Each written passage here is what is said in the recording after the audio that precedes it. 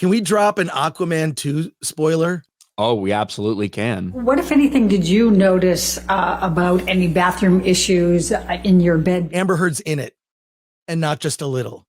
She's in it. I don't know if it'll be much of a spoiler for this chat, but we absolutely can. Okay, if you don't want to hear an Aquaman 2 spoiler, leave now. This happens within the first 5 minutes of the movie, and I just want you all to know. One, I've been told by someone in the industry who's seen it that it's the worst of all the DC films. Batman's a fascist. Embarrassingly bad, and the quote was, they should not have released it. They should have just put it on Max because it's so god-awful. And within the first 5 minutes of the movie, Aquaman's little baby pees in his face. Ew! Dude! What the? There you go. It's that dad life. Amber Heard's nowhere to be found. She can't take care of the baby because they're cut her from the movie. So Jason Momoa is on dad duty. We've heard a lot of bad things about Aquaman for a while. Right. When Batgirl got shit canned, it was interesting because we'd actually heard from some people that when it came to the internal test screenings and scores that they'd had, that Batgirl actually ranked decently and that Aquaman was really fucking bad. And of course, we've heard that, oh, the reshoots really weren't as extensive as people made them out to be. We've heard a lot of damage control all over. I think it's going to be a nightmare. A lot of people are holding on to hope for the China box office when it comes to Aquaman. Right. But now we've actually seen the pre-sales. They're horrifically bad. In fact, it's tracking worse than The Flash and The Batman, which Batman still released there during COVID, I think. You want to get nuts? For a movie that made $300 million in China with the first movie is now tracking to make more around $20 million if they're lucky throughout the course of the sequel's run. Let's get nuts. That's a massive problem for them. That is, I mean, first of all, god awful. But first I had theorized like, oh, it'll actually do well because families will all want to go see it, right? When you look at the choices of movies that are out over the holidays, you've got The Boys in the Boat, you've got The Color Purple, and Aquaman. No one wants to see Wish.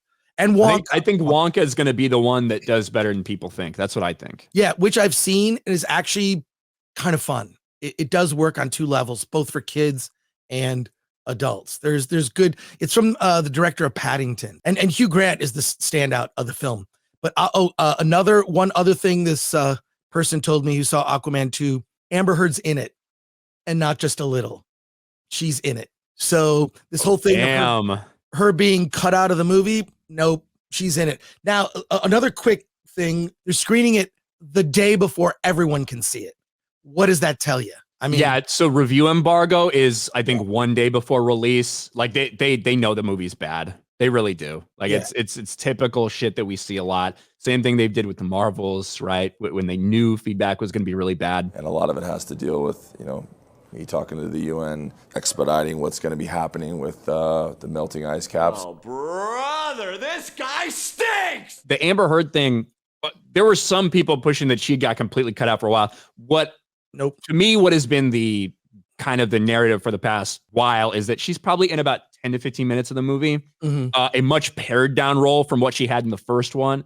And it's way more focused on his relationship with his brother. For the marketing, they completely cut her out.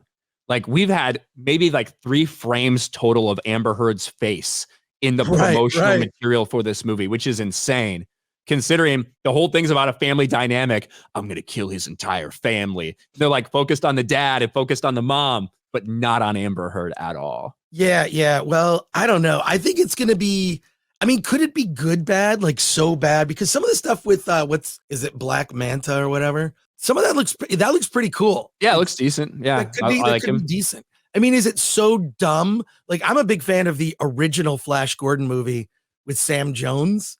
I mean, that movie is super cheesy. So is it so bad they went for a tone of like, it's going to be wacky and dumb, and Aquaman's baby pees in his face? Boo! I just think there is when you see like what these movies made. So you got Marvels that made, or Captain Marvel, the first movie, Brie Larson movie, made over $1 billion, can't even break 100 million in the US domestic. To Aquaman, same thing, most successful in financially speaking, a DC movie, over $1 billion.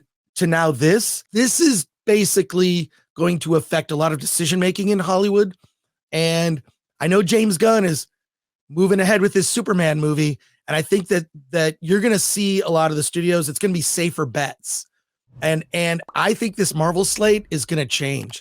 This whole like the Marvel slate that they've got upcoming. I think there are going to be some announcements.